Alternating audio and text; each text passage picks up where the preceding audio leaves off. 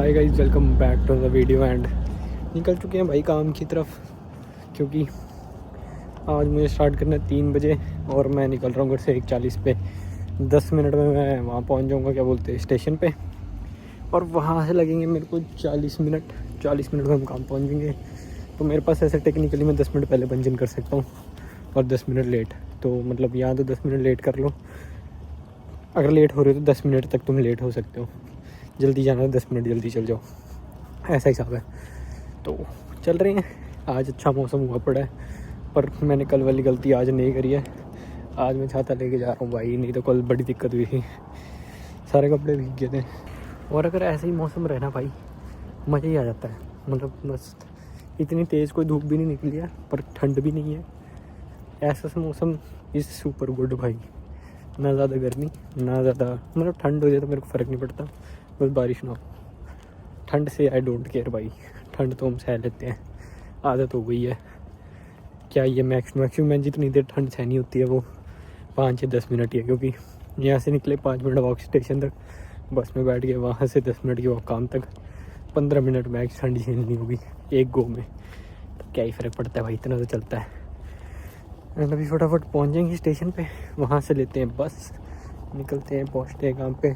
ID मैं ले आया हूँ, बिना आईडी के भाई एंट्री नहीं देंगे मेरे को, पहचानेंगे नहीं मैं कौन हूँ। क्या फ़ायदा भाई, टैप करे बिना हम कहीं जा ही नहीं सकते उधर भी। एंड बस स्टॉप पे उतर गए, कर रहे हैं वॉक काम के लिए। भाई मौसम चेक करो पीछे पे, क्या क्रेजी स्काई लग रहा है भाई, मज़ा ही आ गया भाई। एकदम मस्त क्रेजी वेदर था, मतलब धूप निकली पड़ी है, ना गर्मी है ना सर्दी है, मज़े ही मज़े है। और धूप भी ऐसी तेज़ नहीं है, मतलब ऐसी है नॉर्मल सी, क्योंकि बादल ही बादल थे। ऐसा सा मौसम रहे ना, दिल खुश रहता है भाई मेरा।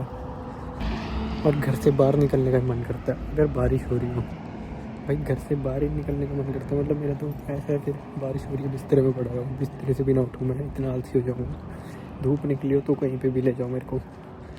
जादू नहीं था जादू, मैं उसी का छोटा भाई हूँ। मेरे को भी धूप पसंद है, मैं भी धूप धूप रोता रहता हूँ बस, और कुछ नहीं चाहिए मेरे को। वैनकूवर आके एक ही चीज़ चाहिए, वो है धूप। यहाँ पे मोस्टली लोगों को ऐसा ही है भाई, सारे सनी वेदर देख के बड़े खुश हो जाते हैं, गोरे तो पागल हो जाते हैं भाई।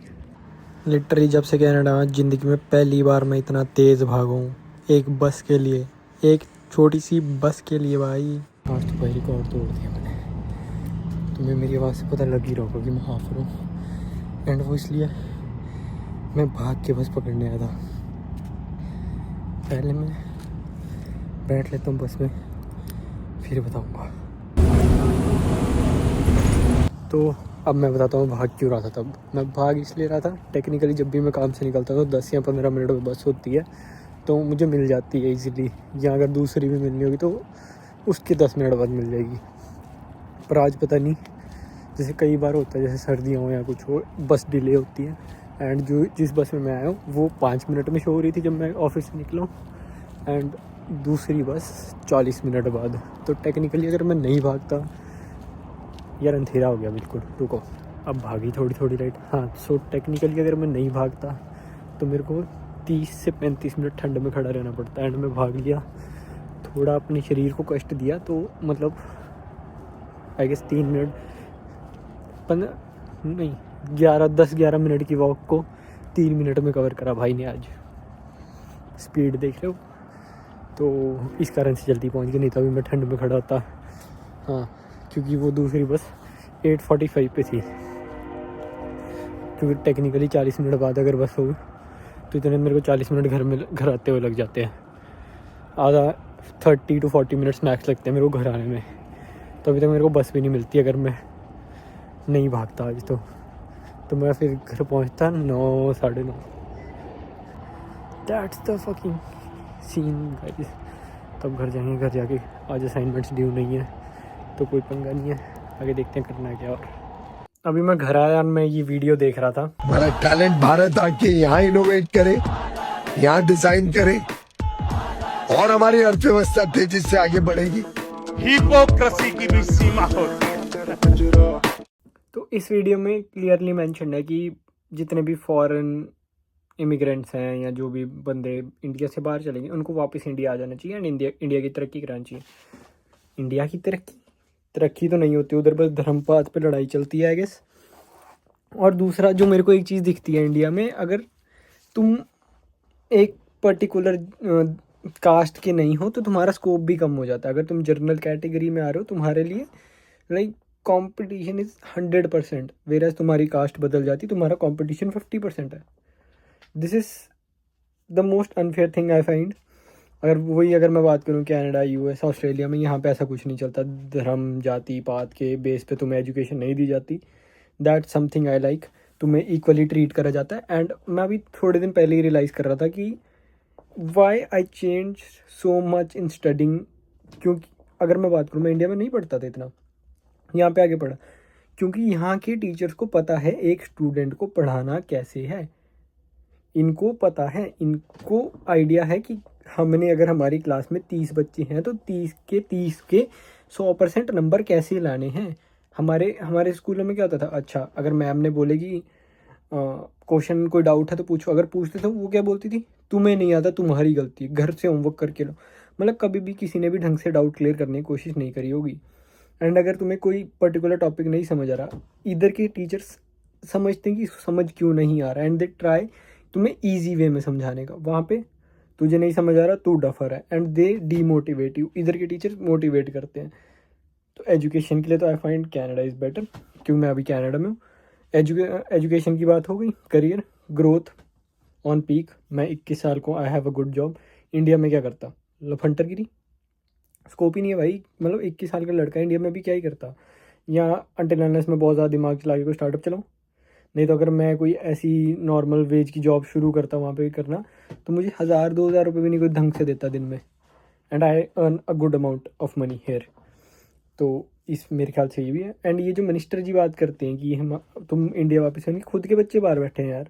क्यों बैठे, क्यों? उनको भी पता है कि इंडिया में कोई तरक्की नहीं है। अगर इंडिया में हम चल भी जाते तो हम बस टैक्स पे कर रहे हैं, बहुत ज़्यादा टैक्स पे कर रहे हैं, जिसका कोई पॉइंट ही नहीं। सच, तुम इधर टैक्स पे करो, तुम इधर के सिटीजन बनो एंड फिर इंडिया में रहो, NRI बन के इंडिया में रहो। That something I want. क्योंकि तुम्हारे बेनिफिट सारे दूसरी कंट्री के होंगे। तुम लाइफस्टाइल इंडिया में ले सकते हैं, एंड इंडिया में फिर तुम्हें कोई कुछ बोल भी नहीं सकता। तुम्हारी इज्जत टॉप पे रहेगी क्योंकि तुम एक NRI हो। वेराज अगर तुम एक इंडियन सिटीजन हो, तुम्हें कोई भी कास्ट के बेस पे या कुछ भी बोल के तुम्हें जेल में डाल देगा कल। पर अगर एज अ NRI, अगर मैं आज इंडिया, NRI कह रहा हूँ, अगर मैं एज कैनेडियन सिटीज़न या कोई भी ऑस्ट्रेलियन सिटीज़न आज इंडिया में जाता है, उसको ये रूल्स एंड रेगुलेशंस अप्लाई नहीं होते। That something he has a benefit. Whereas अगर कोई नॉर्मल इंडियन रेजिडेंट है, अभी मैं पीछे जैसे इंडिया गया था थोड़ा टाइम पहले, मेरी एक रोड रैश हो गई। लाइक मेरी गलती क्या थी मेरे को आज तक नहीं पता। सीधी सड़क में मैंने एक गाड़ी से पास ले लिया एंड वो गाड़ी का बंदा नशे में था। अब मेरी क्या गलती थी, मैंने तो नॉर्मल सड़क में पास ली। एंड अगर मैं कनाडा में गाड़ी चला के गया, मैं इंडिया में, तुम इमेजिन भी नहीं कर सकते मैं कितना सेफली चल रहा हूँ। क्योंकि मुझे अपने में डर लग रहा था कि मेरे में ना कोई मार दे। क्योंकि इधर ऐसा तो होता नहीं, कट कुट बचते नहीं है, इधर नॉर्मल सीधी सीधी सड़कें थी। अब मेरे को इतना पता था अगर मैं पंगे लूँगा तो मेरी एक पासपोर्ट पे पंगे पड़ जाएंगे। एंड मैं अपने इंडिया में रह के मैंने इसलिए पंगे नहीं करे। तो अब मेरे पास 2 ऑप्शन थे, या तो मैं खड़ के लड़ लूँ या मैं गाड़ी भगा लूँ। मैंने भगा ली। मैं अपने शॉप के पास आ गया, मेरे पापा बिज़नेस करते हैं, एंड मैं वहाँ पे आ गया, पापा के पास खड़ा हो गया। एंड वो बंदा पता नहीं गाड़ी एक बार ठोक ठाक के मेरे पीछे ले आया। उसकी गाड़ी लिटरली ठोक गई हुई थी, वो इतने नशे में था। पूरे गली बाज़ार में उसने तमाशे कर लिए, गली वाले लोग इकट्ठे हो गए। जिधर वो तमाशे कर रहा था उसको ये भी नहीं आइडिया था कि जितनी जनता है सारी मारती। अगर पापा बोल देते तो, मेरे बोलने पे शायद कोई कुछ ना करे, बट हाँ पापा की तो चलती थी। बट मेरे पापा ने बड़े दिमाग से काम लिया, क्योंकि बाद में उन्होंने मेरे को समझाया कि इनका कुछ जाएगा नहीं। उन्होंने इंडिया रहना है, मैंने इंडिया नहीं रहना था, मैंने बाहर आना था। वो जान के भी अगर FIR कर देंगे तो मैं फंस जाता। तो मैंने कोई पंगा लिया ही नहीं, क्योंकि मेरी कोई गलती थी भी नहीं। एंड नेक्स्ट डे ही, मतलब रात गई बात गई वाला सिस्टम हो गया था हमारे घर पे। तो उसके पापा आते हैं उस लड़के के, and he apologizes for his mistake.